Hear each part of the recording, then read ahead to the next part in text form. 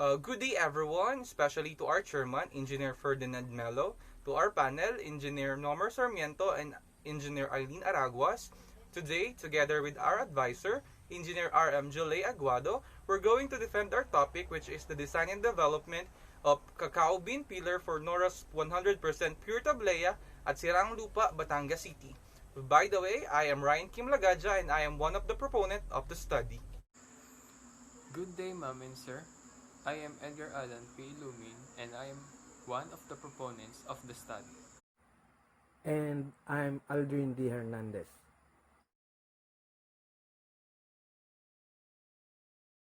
As per the interview with the owner, Engineer Panganiban elaborates some problems they encountered in this business, such as the peeling process of cacao bean. The particular process includes three minor processes. First, the grinding of cacao bean using rolling pin just to crack the bean or the shell of the bean. Second, winnowing process using electric pan while transferring the bean in another container. And last, winnowing process using the round rattan or bilao. The objective of the study is first to analyze the existing process of Nora'S 100% pure Tablea in terms of peeling process and tools and equipment. Second, to propose an alternative design of cacao bean peeler using the following parameters: system component, material specification, and ergonomic concept. Third, to determine the best alternative design of cacao bean peeler using trade-off analysis. Fourth, to simulate the best alternative design of cacao bean peeler considering developmental costs and ergonomic consideration. And lastly, to evaluate the effectiveness through running the equipment in simulation. For Objective 5, to evaluate the effectiveness through running the machine in simulation, the study reduced the 5 process into 3 major processes, such as roasting, peeling, and grinding. Since the application of the cacao bean peeler equipment reduced the manual grinding and winnowing using electric pan and bilao to single process of peeling.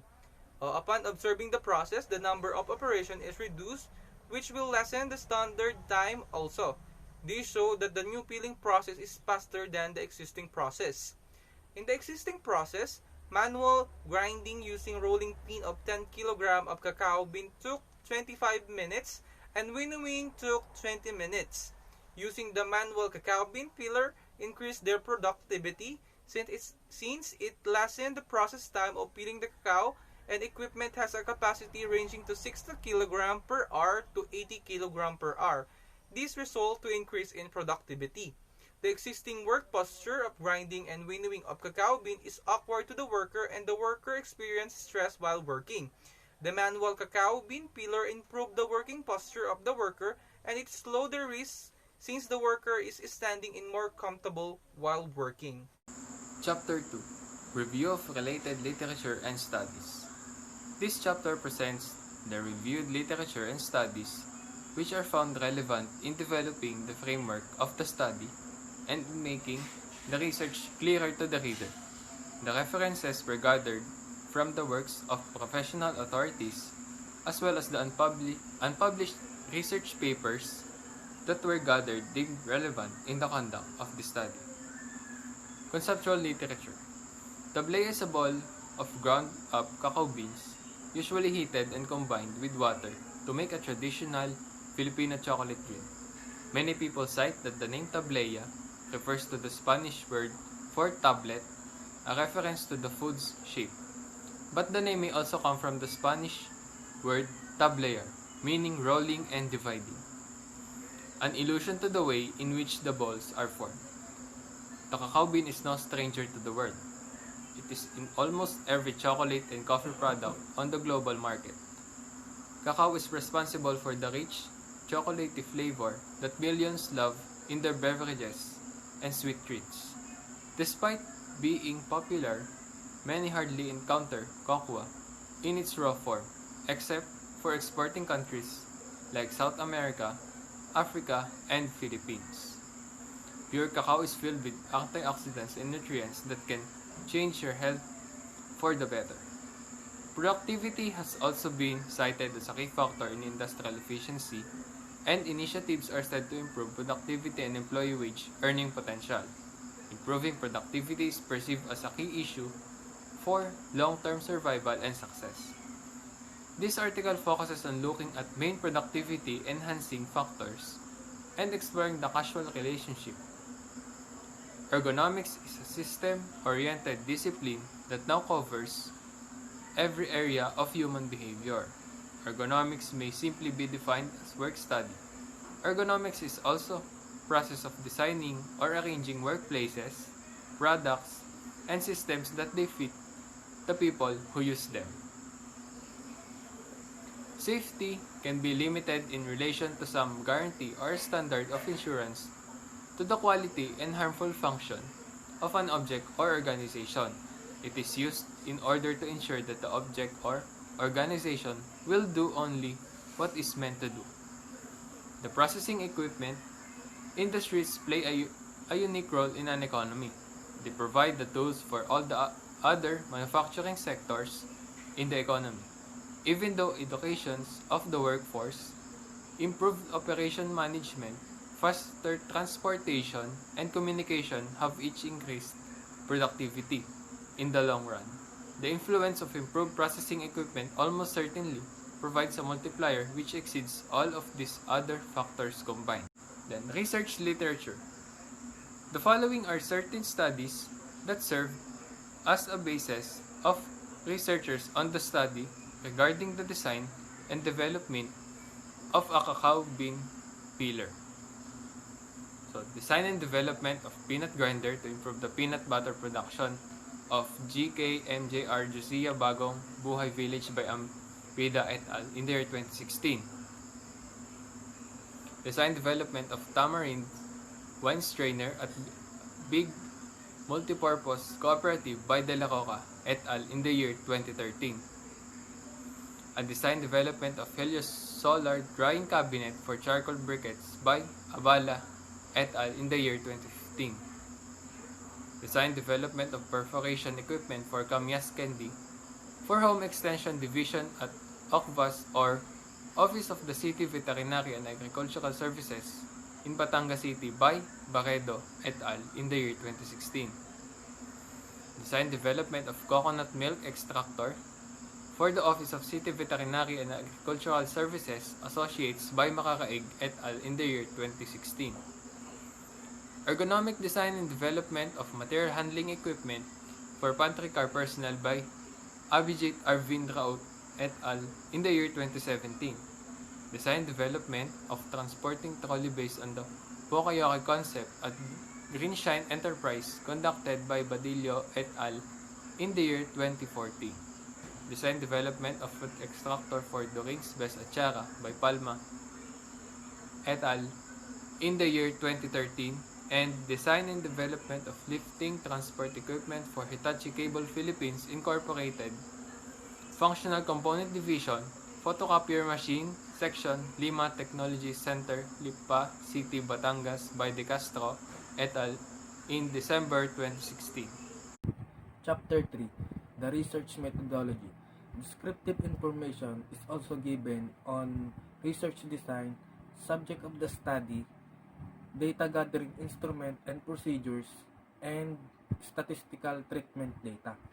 Research design. The researchers use the design and development method to be able to improve the peeling process. The design method will be able in this research to recognize the process on making pure tablea and to design an equipment that will maximize the efficiency of the workers. Subject of the study. The subject of the study are the 5 workers of Nora'S 100% pure tableas assigned in peeling the cacao beans. Since they are one who will use the developed cacao bean peelers, the information that will be collected from the owner and workers will help the researchers to identify the necessities and requirements for the improvement of the procedures of updating the traditional way of peeling cacao beans. Data gathering instruments. The researchers will use different gathering instruments to provide reliable information that would help in conducting the study. Interviews and observations with the workers will be done to have a deeper understanding of the process. For the information gathered, the researchers will use different research materials such as unpublished theses, articles, and web search that relate to the study as a reference for the design. After gathering all the data, the researchers will conduct convincing for the materials and fabrication of the prototype. Through research in different libraries, observations, and trade-off analysis, the researchers will come up with an cacao bean peeler. Statistical treatment data. The researchers will use the mean in treating the data to achieve better analysis of the data gathered from the interviews and observations. It is calculated by adding of all the number and dividing the sum by the number of data. The formula is sample mean is equals to summation of x all over, and wherein x bar is sample mean, summation of x is the sum of all score presence in the sample, and the n is the total number of individual or observations in the sample. Chapter 4: Presentation, Analysis, and Interpretation of Data. This chapter presents the analysis and evaluation of the existing process of making tablea and the completed design of the peeler equipment, the equipment components, material specification, and their function in the prototype. Existing process of making pure tablea. We, the researchers, conducted an interview with the owner of Nora'S 100% pure tablea. Based on the interview, there were problems encountered in the process of making tablea, specifically in the peeling process. In the process flowchart of the existing peeling process in making tablea, it illustrates the existing peeling process of making tablea, which consists of 6 operations, having a total standard time of 3,615 seconds or 1.004 hours for 10 kilograms of cacao beans, which involved 1 worker. In Figure 3, it shows the actual scenario in peeling the cacao beans. The picture illustrates the materials and equipment used and the posture of the workers while performing the peeling process. For the tools and equipment, the workers used rolling pin for breaking or cracking the cacao, bilao for the traditional winnowing to remove bean shells, electric fan for removing small debris of cacao bean shells, and reusable tarpaulin sheet that is used as a board in cracking or breaking process. Design alternatives of the peeling equipment. After analyzing the existing process in making tablea, the researchers developed design alternatives. The researchers came up with 3 design alternatives, and they are: first design is manual cacao bean peeler, second is steering wheel operated peeler, and the third, cacao bean breaker. For material specification, in the table 1, it displays the parts of each alternative designs. Ergonomic concept. Ergonomics deals with the human measurement of the human external body dimension in static and dynamic condition. To be able to have an accurate measurement of developed cacao bean peeler, workers' anthropometry was considered. In Figure 11, it shows the basis of anthropometric measurements. These measurements were used as a basis for the dimension of alternative design of the equipment. Standing height was considered since the workers are standing, and forward functional reach since workers are using their hands and arm during the process. Third, the evaluation of trade-off design using trade-off analysis. The researcher used the trade-off analysis in order to identify and determine which among the three alternatives is the best design that would be simulated for Nora'S 100% pure Tablea. The method involved in the analysis are standard weighted method or SWS, Maximin method or the best of worst, imprecise designer ranking method, and the analytical hierarchy process. For the summary of result using trade-off analysis technique, using standard weighted SAM, design 1 has been chosen for having a high score of 4.52. For the Maximin or best of worst, design 1 was chosen for having a score of 4.25. Imprecise design ranking table, also chosen design 1 for having a score of 2.01.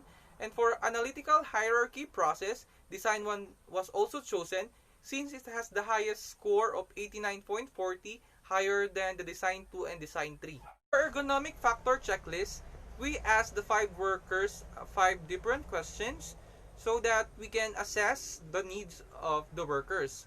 The questions are: first, do you find any difficulties in the process of making your product?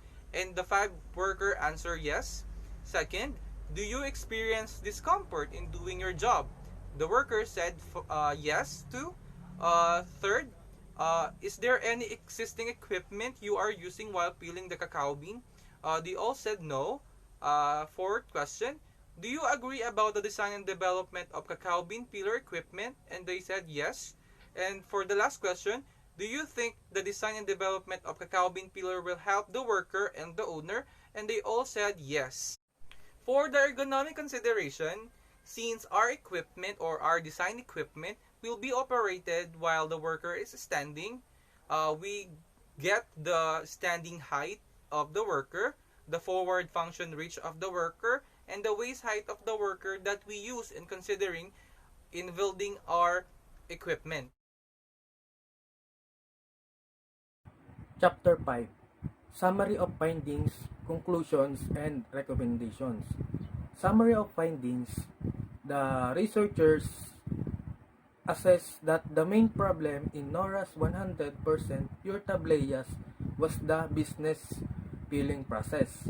The second is the existing peeling process of making tablea consisted of 6 operations having a total standard time of 3,615 seconds or equivalent to 1.004 hours for 10 kilograms of cacao beans.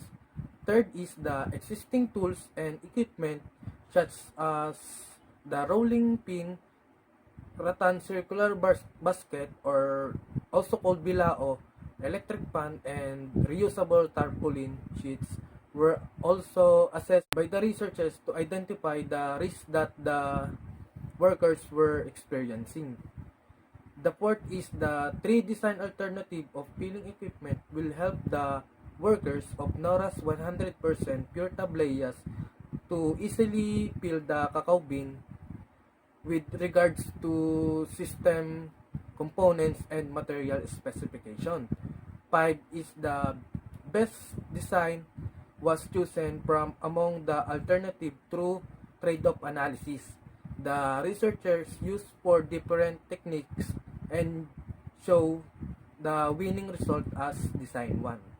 Number 6, the material has a total cost of 5,230 pesos, while the labor cost is 2,500 pesos. Number 7, the researchers took ergonomic factors into consideration when designing the peeling equipment. The researchers used anthropometric measurements of workers' standing height, waist height, and forward functional reach, which has an average of 162.14 cm, 94.7 cm, and 75.54 cm respectively. And the last is the researchers evaluate the effectiveness by means of running the machine using simulation and to get the preliminary assessment of the effectivity, the researchers evaluate the results of trade-off analysis by looking individual into each design criterion. Conclusions. Number 1, manual process of peeling cacao beans takes a lot of time of the workers. Second is the purchasing of materials to be used must take into consideration. Number 3, in determining the best alternative equipment design, trade-off analysis is a helpful tool for the researchers. Number 4, the best alternative design achieves ergonomic factors such as health and risk aspect. For the recommendations, number 1, consider the provide a new workstation for the whole process. Second, consider to provide a new workstation or a new equipment to improve the grinding process. The third is, since the equipment use rollers, maintaining the equipment will ensure the quality of the product. And the last is, design that includes high quality rollers considers for the future improvements. That's all. Thank you.